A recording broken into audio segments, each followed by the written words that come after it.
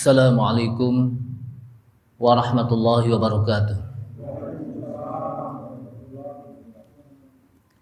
Bismillahirrahmanirrahim.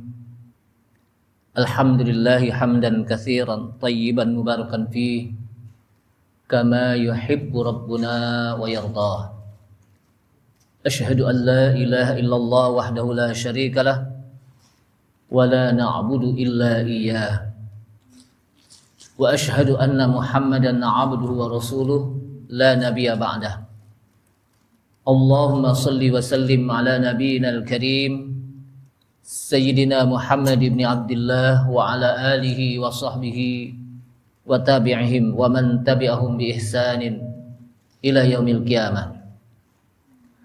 Amma ba'du, qala Allah ta'ala fi kitabihil karim wa huwa asdaqul qailin. Ya ayyuhalladzina amanu taqullaha haqqa tuqatih wa la tamutunna illa wa antum muslimun. Ya ayyuhalladzina amanu taqullaha wa qulu qawlan sadida yuslih lakum a'malakum wa yaghfir lakum dhunubakum. Wa man yuti'illaha wa rasulahu faqad faza fawzan 'azima. Wa qala Rasulullah sallallahu alaihi wasallam fa inna asdaqal hadithi kitabullahi ta'ala wa khairal huda huda Muhammadin sallallahu alaihi wasallam wa syarral umuri muhdatsatuha wa kullu muhdatsatin bid'ah wa kullu bid'atin dhalalah wa kullu dhalalatin finnar. Ma'asyiral muslimin rahimani Allah rahimakum, hadirin jamaah Masjid Al-Munawwar yang mudah-mudahan dirahmati Allah Subhanahu wa taala. Kita awali kajian kitab Bulughul Maram ini dengan memanjatkan puji syukur kita kepada Allah Subhanahu wa taala yang telah memberikan taufik serta hidayahnya kepada kita sekalian sehingga malam ini kembali kita bisa hadir di majelis yang mulia ini. Salawat serta salam tak lupa kita sampaikan kepada Nabi kita Nabi Muhammad sallallahu alaihi wasallam beserta para keluarganya, para sahabatnya, para pengikutnya yang senantiasa istiqamah di dalam menjalankan sunnah-sunnahnya. Ma'asyiral muslimin, a'azzani Allah wa iyyakum, kaum muslimin yang mudah-mudahan dimuliakan Allah Subhanahu wa taala. Malam ini kita masih berbicara tentang zikir-zikir setelah sholat. Dan salah satu hadis yang menjelaskan ini adalah hadis yang diriwayatkan dari Abu Hurairah radhiyallahu anhu. Wa an Abi Hurairah radhiyallahu anhu an Rasulillah sallallahu alaihi wasallam qala. Dan hadis dari Abu Hurairah radhiyallahu anhu yang mudah-mudahan Allah meridhoinya dari Rasulullah sallallahu alaihi wasallam qala, Rasulullah sallallahu alaihi wasallam bersabda. Sabda Rasul, man sabbahallaha dubura kulli salatin thalathan wa thalathina wa hamidallaha thalathan wa thalathina wa kabbarallaha thalathan wa thalathina fatilka tis'un wa tis'una wa qala tamamal mi'ah la ilaha illallah wahdahu la syarikalah lahul mulku wa lahul hamdu wa huwa ala kulli syai'in qadir ghufirat khatayahu walau kanat mithla zabadil bahr. Rawahu Muslim. Satu hadis yang disampaikan dari riwayat Abu Hurairah radhiyallahu an, Rasulullah SAW mengatakan, man sabbahallah, barang siapa yang bertasbih kepada Allah. Kalimat tasbihnya itu apa? Subhanallah. Barang siapa yang bertasbih kepada Allah dubura kulli salatin. Dubur itu di ujung setiap salat. Maksudnya apa? Setelah selesai salat. Jadi barang siapa yang bertasbih kepada Allah Subhanahu wa taala setelah dia selesai setiap salat, maksudnya setelah selesai setiap salat, itu salat yang wajib, thalathan wa thalathina, dia bertasbihnya dengan jumlah 33 kali. Wa hamidallah, dan dia memuji Allah, alhamdulillah, thalathan wa thalathina, 33 kali. Wa kabbarallah, dan dia bertakbir kepada Allah, membesarkan Allah, mengagungkan Allah, Allahu Akbar, salasan wa salasina, 33 kali. Fatilka tis'un wa tis'una, maka menjadilah 99. Wa qala tamamal mi'ah, dan Rasulullah SAW pun bersabda menyempurnakan menjadi 100 dengan kalimat la ilaha illallah wahdahu la syarikalah lahul mulku wa lahul hamdu wa huwa ala kulli syai'in qadir. Jadi selesai dia bertasbih subhanallah 33 kali, kemudian dia memuji Allah alhamdulillah 33 kali, kemudian dia bertakbir kepada Allah Allahu Akbar 33 kali menjadi 99, kemudian disempurnakan agar menjadi 100 dengan kalimat la ilaha illallah wahdahu la syarikalah lahul mulku wa lahul hamdu wa huwa ala kulli syai'in qadir. Maka Rasulullah SAW mengatakan hasilnya adalah ghufirat khotoyahu, dia akan diampuni dosa-dosanya. Dengan membaca itu apa? Ghufirat khotoyahu, dia akan diampuni dosa-dosanya. Walau kanat misla zabadil bahr, walaupun dosa-dosanya itu misla zabadil bahr, seperti buih di lautan. Artinya begitu banyak. Jadi sebuah perumpamaan yang diberikan oleh Rasulullah SAW, saking banyaknya maka kata Rasulullah misla zabadil bahr, seperti buih di lautan. Walaupun dosanya sebanyak apa? Itu. Hadis ini riwayat Muslim. Dan dalam riwayat lain, annat takbir arba'un wa salasun, bahwa bacaan takbir itu bukan 33, tapi arba'un wa salasun, 34. Jadi boleh kita membaca takbirnya itu apa? Allahu Akbar 33 kali. Boleh juga dalam riwayat lain mengatakan apa? 34. Tapi biasanya kita cuma apa? 33 kali disamain. Nah, jamaah sekalian rahimakumullah, hadis ini menjelaskan tentang keutamaan orang yang bertasbih dengan subhanallah, lalu dia memuji Allah, alhamdulillah, kemudian dia bertakbir Allahu Akbar, ya, yang masing-masing 33 kali, kemudian disempurnakan dengan kalimat la ilaha illallah wahdahu la syarikalah lahul mulku wa lahul hamdu wa huwa ala kulli syai'in qadir. Maka orang yang seperti ini, kata Rasulullah, itu akan diampuni dosa-dosanya. Jadi kita tahu bahwa kita berzikir setelah kita sholat wajib, itu bukan hanya sekedar berzikir, tapi di situ memiliki fadilah, keutamaan yang diberikan oleh Allah Subhanahu wa taala.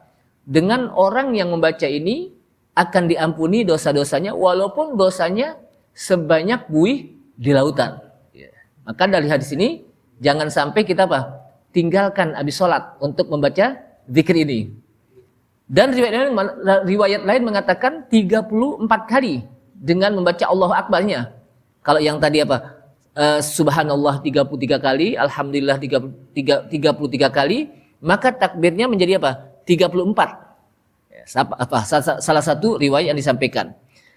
Jamaah sekalian, kalau kita lihat dalam hadis yang diriwayatkan oleh Abu Hurairah radhiyallahu an, ini menjelaskan tentang kapan kita membaca zikir dubura kulli salat. Yang dimaksud dengan dubura kulli salat adalah setiap selesai salat. Jadi setiap apa? Selesai salat, bukan di akhir salat sebelum salam, tapi apa? Setelah selesai salat. Itu yang dimaksud dengan apa? Duburo kulli salatin. Kemudian membaca subhanallah. Apa subhanallah? Ya, maha suci Allah. Dengan kita membaca itu berarti kita mensucikan Allah Subhanahu wa taala dari sifat-sifat kekurangan. Kita mensucikan Allah Subhanahu wa taala dari sifat-sifat yang memiliki celah, di mana Allah Subhanahu wa taala apa? Memiliki sifat kesempurnaan. Allah Subhanahu wa taala memiliki sifat apa? Yang sangat sempurna, tidak ada kekurangan-kekurangannya. Nah, itu dengan kita memuji apa? Subhanallah, kita menjadikan Allah, memuji Allah dengan bahwa Allah Subhanahu wa taala maha suci dari sifat-sifat kekurangan. Kemudian kata-kata hamidallah, alhamdulillah, as-sana 'ala Allah, di mana kita memuji Allah, ya, dengan sifat-sifatnya yang sempurna. Jadi setelah kita memahasucikan Allah dengan sifat-sifat yang kurang, sifat-sifat yang tidak sempurna, kemudian kita puji setelah itu. Setelah itu kita puji dengan sifat kesempurnaannya. Kemudian setelah itu kita bertakbir, Allahu Akbar, menjelaskan bahwa Allah itu Maha besar. Kemudian kalimat la ilaha illallah, la itu nafiyatun likulli ma'budin bihaq. Jadi la itu adalah sebuah huruf nafi untuk menafikan bahwa tidak ada yang berhak untuk diibadahi kecuali hanya Allah. Jadi kecuali hanya Allah. Dan kalimat la ilaha illallah itu, kata Syekh Abdurrahman Al-Bassam dalam mensyarahkan hadis ini, itu merupakan afdhaluz zikri. Afdhaluz zikri kalimatu la ilaha illallah. Itu zikir yang paling utama adalah kalimat la ilaha illallah.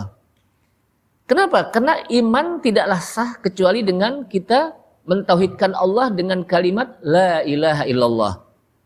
Dan kalimat la ilaha illallah itu disebut dengan kalimatut tauhid, atau kadang juga disebut dengan kalimatul ikhlas, atau juga kadang disebut dengan kalimatul haqq. Jadi kalimatul tauhid, kalimatul ikhlas, kalimatul haqq, atau juga disebut dengan al-kalimatul ulya, kalimat yang tinggi. Kalimatul tauhid adalah satu kalimat yang menjelaskan tentang keesaan Allah Subhanahu wa taala, di mana kita beribadah hanya kepada Allah Subhanahu wa taala. Kalimatul ikhlas juga satu kalimat yang menjelaskan bahwa kita beribadah hanya semata-mata karena Allah, bukan kepada yang lainnya. Juga disebut kalimatul haq, karena kalimat ini adalah kalimat yang hak, yang benar. Atau al-kalimatul ulya, karena kalimat ini adalah kalimat yang tinggi. Kemudian kalimat lahul mulku, lahul mulku itu menjelaskan secara mutlak bahwa kerajaan, kekuasaan itu hanya milik Allah. Kerajaan dan kekuasaan itu hanya milik Allah. Kemudian lahul hamdu itu juga menjelaskan bahwa pujian itu hanya kepada Allah Subhanahu wa taala. Jadi semua pujian itu hanya milik Allah Subhanahu wa taala. Allahu Akbar. Allahu Akbar artinya Ajallu wa a'zamu min kulli ma'adah. Jadi Allah Maha Agung, Allah Maha Besar dari setiap apa saja. Jadi dari setiap apa saja Allah Maha Agung, Maha Besar. Zabad al-Bahar, ini menjelaskan tentang kalimat yang dimana kalimat ini dikenal dengan kinayah. Satu kalimat kinayah itu memperumpamakan, mentamsilkan, seperti buih di lautan. Artinya dosa itu kan kita nggak tahu bentuknya gimana. Tapi kok disebutkan seperti buih di lautan, ini mentamsilkan namanya. Menjelaskan bahwa walaupun sebanyak buih di lautan, di mana orang tahu bahwa buih di lautan begitu banyak, maka dia akan diampuni dosa-dosanya oleh Allah Subhanahu wa taala ketika dia bertasbih dengan kalimat-kalimat ini. Dengan subhanallah, alhamdulillah, Allahu Akbar masing-masing 33 kali, dan agar menjadi 100 ditambah dengan kalimat la ilaha illallah wahdahu la syarikalah lahul mulku wa lahul hamdu wa huwa ala kulli syai'in qadir. La ilaha illallah, tidak ada yang berhak untuk diibadahi illallah wahdahu la syarikalah saja. Jadi kalimat wahdahu la syarikalah itu kalimat taukid untuk memperkuat. Sebetulnya la ilaha illallah itu sudah cukup. Tidak ada yang berhak untuk diibadahi kecuali hanya Allah, itu sudah cukup. Tapi diperkuat lagi oleh Rasulullah sallallahu alaihi wasallam dengan kalimat wahdah saja, bukan kepada yang lainnya. La syarikalah dikuatkan lagi dengan tidak ada sekutu baginya. Lahul mulku wa lahul hamdu wa huwa ala kulli syai'in qadir. Semua kerajaan milik Allah. Walahul hamdu, semua pujian milik Allah, wa huwa ala kulli syai'in qadir, dan dialah Allah atas setiap sesuatu qadir, maha kuasa. Jamaah sekalian, apa yang bisa kita ambil dari hadis ini? Tentunya hadis ini sering kita amalkan dan insya Allah kita sudah pada hafal. Hafal gak nih Pak? Kan tiap hari ya. Zikirnya subhanallah 33 kali, alhamdulillah 33 kali, Allahu akbar 33 kali, atau juga dalam riwayat lain mengatakan 34, boleh ditambah dengan la ilaha illallah wahdahu la syarikalah lahul mulku, tidak pakai yuhyi wa yumitu, tapi apa? Lahul mulku wa lahul hamdu wa huwa ala kulli syai'in qadir. Nah, kalimat ini, zikir ini jangan kita tinggalkan agar setiap sholat kita mendapatkan ampunan dari Allah Subhanahu wa taala. Jamaah sekalian, apa yang bisa kita ambil dari hadis ini? Yang pertama, disunahkan untuk berzikir ba'da shalawatil khamsil maktubah. Jadi zikir ini selesai kita sholat yang 5 waktu. Berarti kalau selesai sholat sunnah nggak disunahkan membaca zikir ini. Kenapa? Karena hadisnya apa? Dubura kulli sholatin. Setiap sholat. Maksudnya apa? As-shalawatul khams. Sholat yang 5 waktu. Ya. Yang diwajibkan oleh Allah SWT. Berarti berapa kali? 5 kali dalam setiap hari. Zuhur, asar, maghrib, isya, subuh, selesai itu apa? Kita membaca zikir ini. Nah, disebutkan oleh Imam Bukhari dalam Fathul Bari. Jadi ada namanya Fathul Bari, itu merupakan syarah dari Sahih Bukhari. Hamalahu aktsarul ulama 'alal fardh. Jadi para ulama ada yang mayoritas mereka mengatakan bahwa ini bukan sunnah, bahkan fardu, wajib. Bahkan apa? Wajib. Karena diangkat dari apa? Hadis yang disampaikan oleh Ka'ab bin Ajrah di dalam apa? Riwayat Muslim, karena zikir ini alat taqayyudi bil maktubah. Zikir ini berkaitan dengan sholat yang wajib.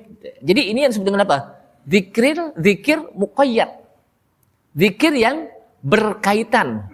Karena ada zikir ada 2. Ada zikir muqayyad, ada zikir mutlak.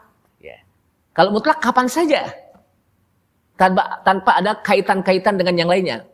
Tapi kalau zikir muqayyad, itu zikir yang memang ada kaitannya dengan apa? Dengan sholat wajib. Ya.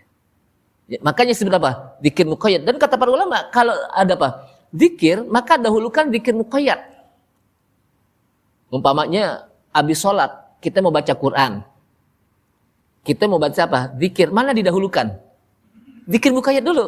Ya. Zikir apa? Muqayyad. Kenapa? Karena baca Quran kapan saja bisa. Gitu. Tapi zikir muqayyad ini hubungannya kepada apa? Salat wajib. Gitu. Nah, sehingga apa? Para ulama mengatakan ada yang mengatakan wajib. Ya. Karena ini adalah apa? Berkaitan dengan apa? Salat.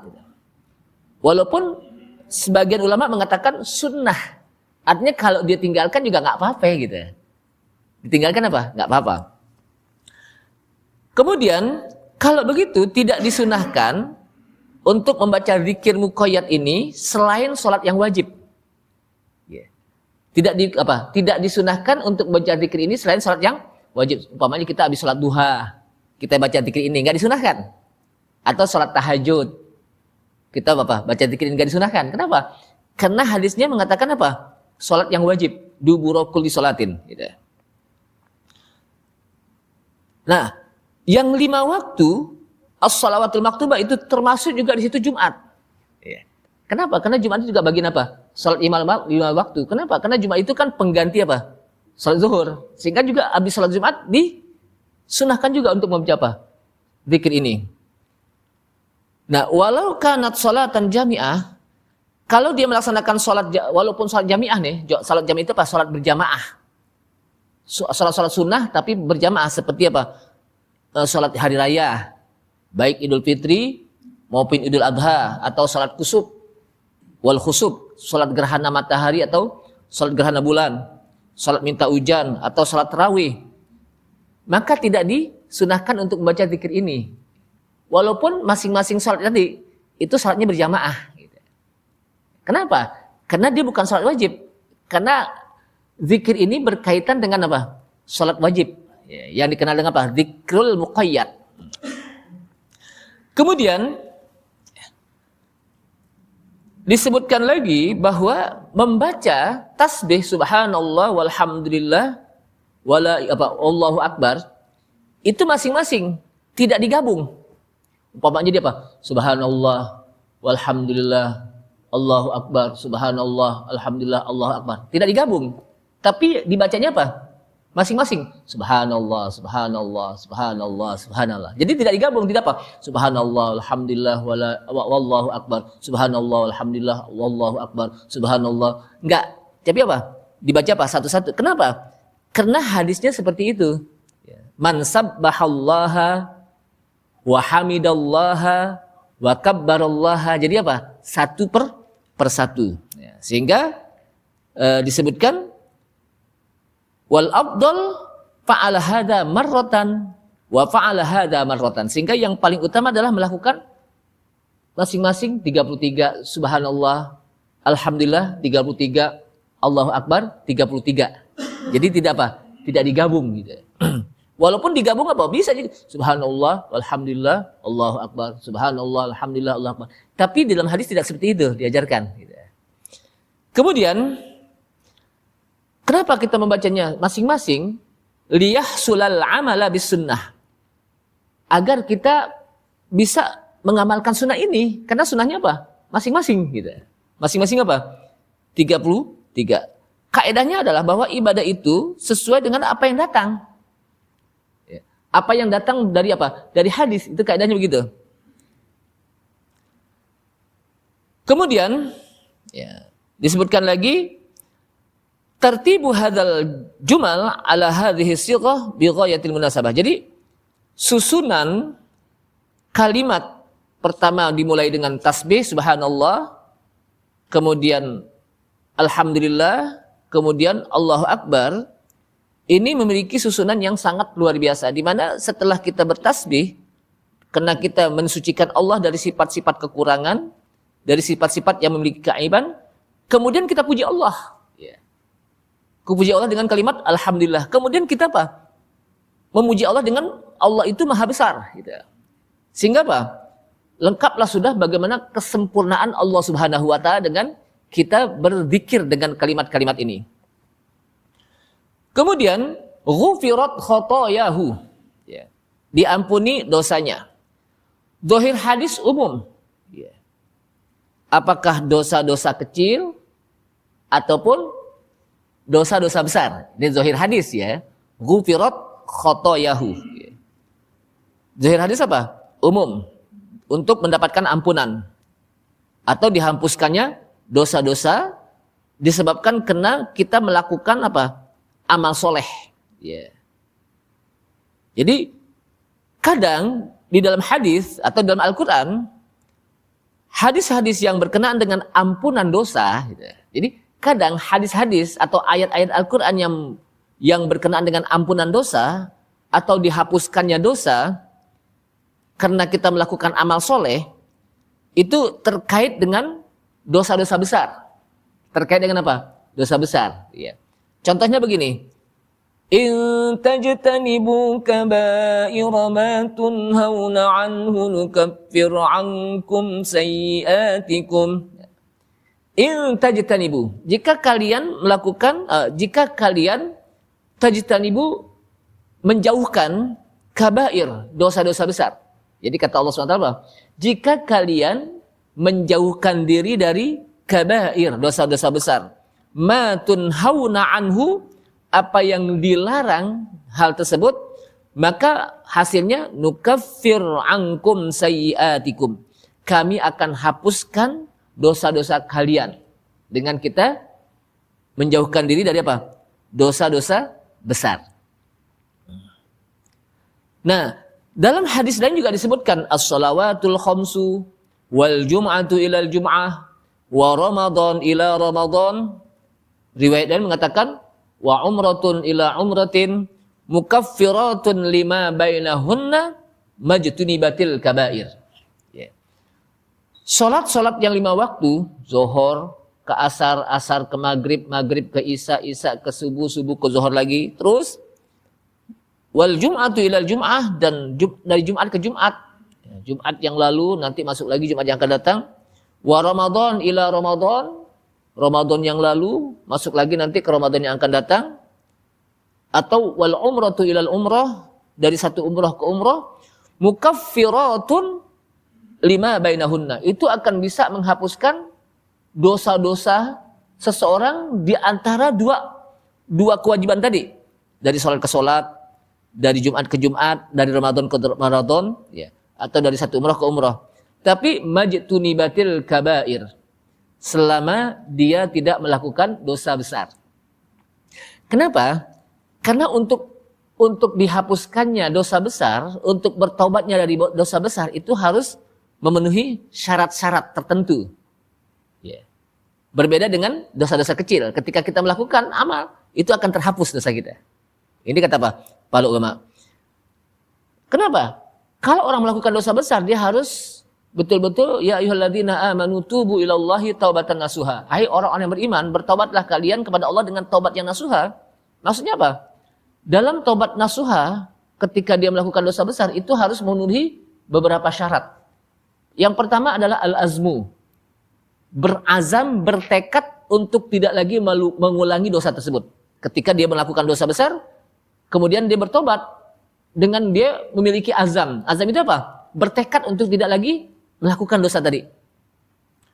Kemudian yang kedua, adanya rasa an-nadamah, penyesalan. Habis dia apa? Bertekad untuk apa? Tidak lagi mau mengulangi, lalu ada penyesalan, nyesel untuk melakukan apa? Dosa besar. Dosa apa? Dia telah melakukan dosa besar, dia nyesel. Yang ketiga, al-iqla, mencabut diri dari perbuatan dosa besar tadi. Ditambah lagi oleh para ulama, al-ikhlas bit-taubah. Ikhlas di dalam apa? Bertobat. Dan itu yang hubungannya kepada manusia. Ketika dia melakukan dosa besar kepada manusia, itu yang hubungannya kepada Allah Subhanahu wa taala maksudnya. Adapun ketika dia berhubungannya kepada Allah Subhanahu wa taala, kepada manusia, maka harus ditambah lagi dengan dia datengin orang tersebut dan minta maaf. Ditambah. Jadi untuk bertobat dari dosa besar yang hubungannya kepada Allah Subhanahu wa taala itu lebih ringan kepada apa? Ketimbang hubungannya kepada apa? Manusia. Kenapa? Karena kalau kepada manusia harus tambah lagi untuk dia minta maaf, dia datengin orang tersebut. Maka jangan sekali-kali atau juga ketika kita memiliki dosa kepada manusia, kalau kita ingin bertobat, bukan kita diam begitu aja. Atau juga dimaafin sama dia, belum tentu, kan gitu. Apalagi kesalahannya luar biasa gitu. Maka kita datengin, kita minta maaf. Gitu. Ya, itu apa? Akan bisa menghapuskan apa? Dosa-dosa dia. Kemudian jamaah sekalian rahimakumullah, kalau kita lihat bahwa kewajiban sholat yang 5 waktu itulah adalah amrun azim, perkara yang besar. Ya. Perkara apa? Yang besar.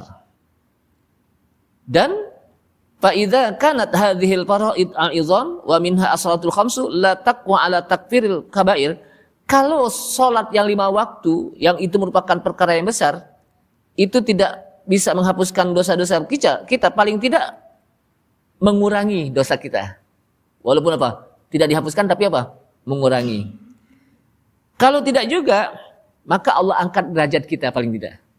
Jadi ini yang kita usahakan agar dalam setiap sholat jangan sampai kita tinggalkan zikir ini. Kalaupun nggak diampuni, paling nggak apa? Dikurangi dosa kita, diringankan gitu. Jangan sampai dosa malah apa? Bukan semakin ringan, semakin apa? Semakin berat gitu. Kalau nggak juga, paling tidak kita diangkat derajat kita oleh Allah Subhanahu wa taala. Kemudian ya disebutkan lagi sini hadza dzikr ba'dal faraidhi minas shalatil maktubah. Jadi zikir ini dilakukan setelah selesai dari salat yang wajib. Itu sudah kita bahas ya. Nah, seandainya ya, kalau dia tidak melakukan apa? Waz-zahir annal murad ayyakula dzalika wa huwa qa'id. Jadi kalau dilihat dari zahir hadis, dia berzikir dilakukan saat dia duduk, habis sholat duduk, gitu. Nggak diri, gitu kan? Kenapa? Karena apa? Duburokuli sholat. Berarti apa? Selesai sholat. Berarti belum ngapa-ngapain, belum bergeser, gitu. Belum bergeser dari apa? Dari tempat duduknya. Ya. Walau qalahu ba'da qiyamihi wa fi dhihabihi, ya. Kalau dia lakukan karena mungkin dia mengejar waktu karena dia mungkin mau ngantor ya, mau ke toko atau sebagainya, lalu dia berdiri, kemudian dia pergi, fadzahir annahu musibun lis sunnah. Maka dilihat dari zahir ini tetap dia mendapatkan pahala sunnah. Kenapa? Karena bisa jadi gitu ya. Bisa jadi ya, orang yang habis sholat itu kan mungkin dia ada kegiatan lain yang perlu dikejar, maka boleh di jalan tapi sambil berzikir dengan zikir yang tadi ini ya. Dan dia sudah mendapatkan sunnah. Kenapa? Karena dia tidak meninggalkan apa? Zikir ini sudah mendapatkan apa? Sunnah. Jadi kalau dia disibukin habis itu kemudian kalau seandainya ya, dia tinggalkan karena dia lupa. Pas habis assalamualaikum habis zikir, lupa karena ada temennya ngobrol akhirnya, lupa apa? Zikir ini. Kemudian setelah beberapa menit setelah itu baru diingat. Maka sudah luput dari berzikir ini. Kenapa? Udah hilang apanya? Zikir muqayyadnya. Kenapa? Karena udah diselingi dengan ngobrol-ngobrol tadi. Gitu. Maka kalau orang lagi zikir jangan apa? Jangan ganggu. Ya kan kadang-kadang ganggu. Jangan, zikir dulu gitu. Habis itu baru ngobrol. Kenapa? Karena kalau udah ngobrol, oh iya ini belum zikir nih. Itu udah apa? Udah luput. Tahu luput gak? Udah gak mendapatkan zikir muqayyad. Namun kalaupun dia zikir, dia hanya mendapatkan zikir mutlak saja, bukan muqayyad gitu. Beda pahalanya. Zikir mutlak itu apa? Udah dapat zikir juga, tetap dapat pahala zikir, cuman tidak dapat pahala apa? Zikir muqayyad yang diampuni dosa-dosanya. Ketika dia berzikir, tetap dapat apa? Pahala zikir gitu. Namun tidak mendapatkan zikir muqayyad yang diampuni dosa-dosanya oleh Allah SWT sebanyak buih di lautan. Kenapa? Karena sudah luput waktunya. Ya. Makanya kalau orang lagi habis sholat, dia lagi zikir, jangan diajak ngobrol. Ya. Ada lagi orang maksain banget salaman gitu, padahal lagi khusyuk gitu kan. Boleh salaman kalau dia apa? Kalau dia udah selesai, jangan mengganggu gitu. Emang nggak boleh salam? Boleh, tapi jangan mengganggu orang lagi apa? Zikir. Ada orang lagi zikir khusyuk, tiba-tiba kaget.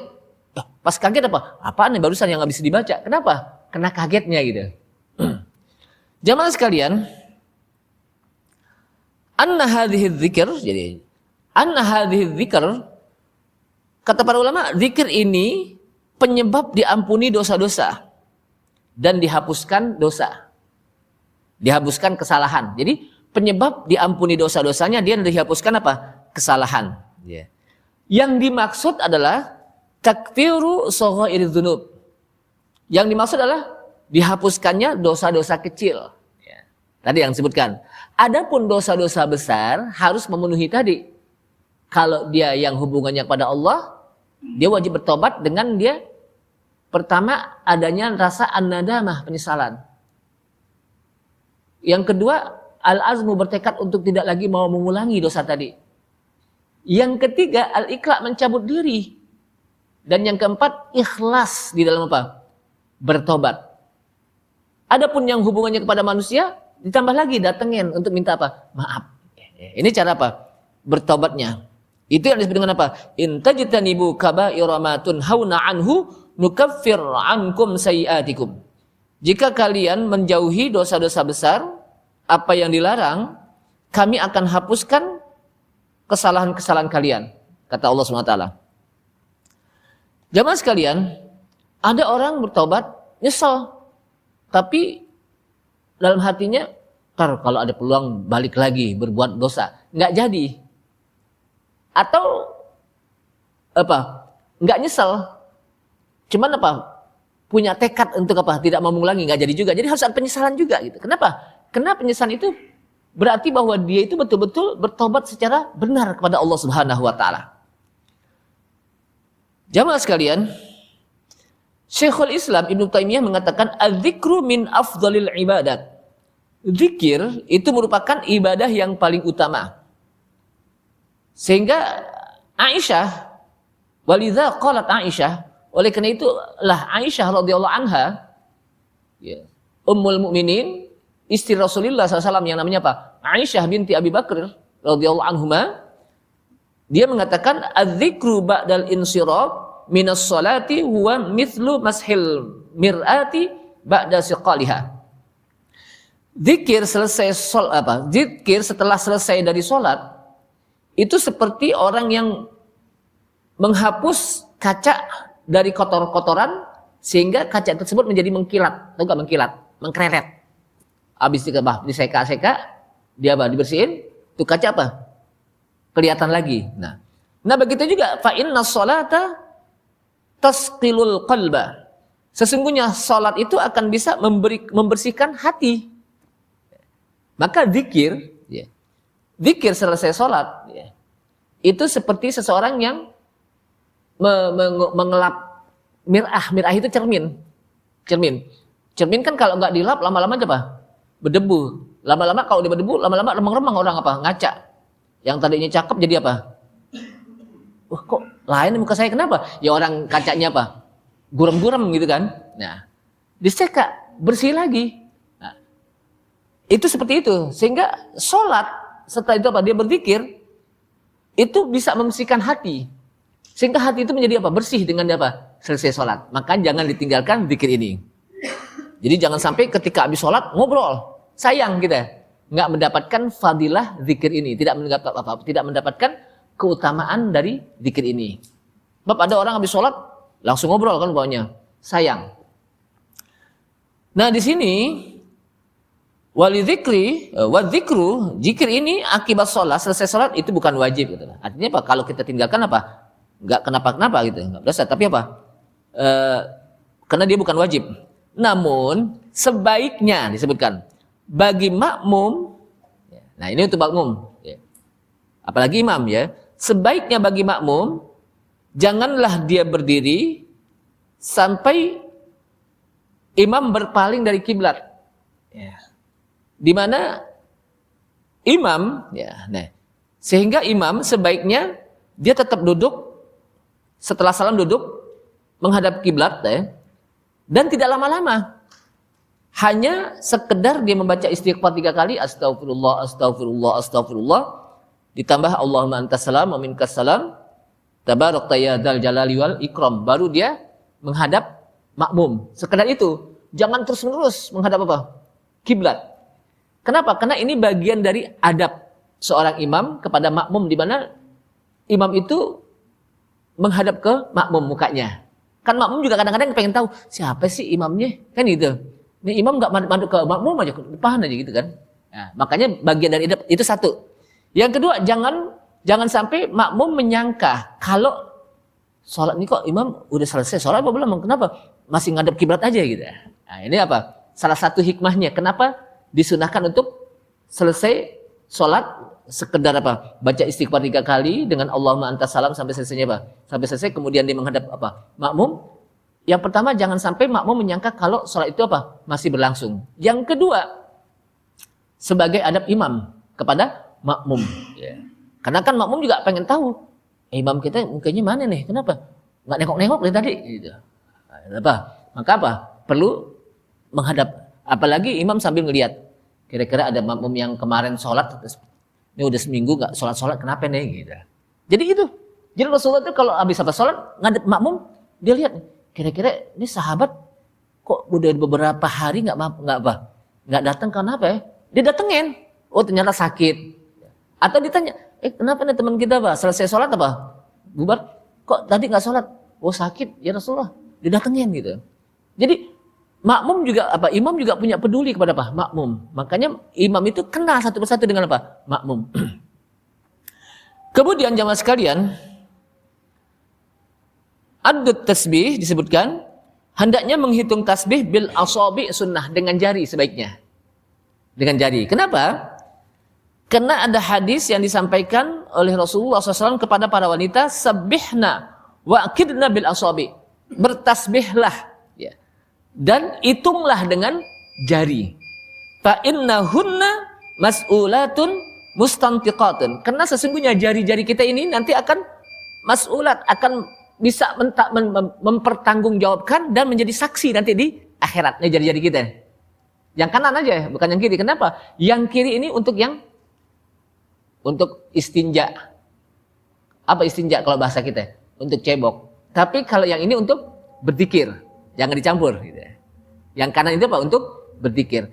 Nah, Rasulullah mengatakan, sabbihna wa'kidna bil asabi. Bertasbihlah dan hitunglah dengan jari. Fa innahunna mas'ulatun mustantiqat. Karena sesungguhnya jari-jari ini akan mempertanggungjawabkan nanti di akhirat.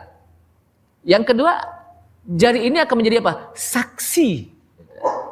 Akan saksi di mana anggota apa? Mulut kita tidak apa? Berbicara, ya. Tidak berbicara nanti. Ya. Al-yauma nakhtimu ala afwahihim wa tukallimuna aydihim wa tashhadu arjuluhum bima kanu yaksibun. Pada hari di mana nakhtimu ala afwahihim, kami akan tumpet, apa tumpet? Akan tutup, akan kunci mulut-mulut mereka. Wa tukallimuna aydihim. Dan tangan-tangan mereka akan apa? Akan berbicara.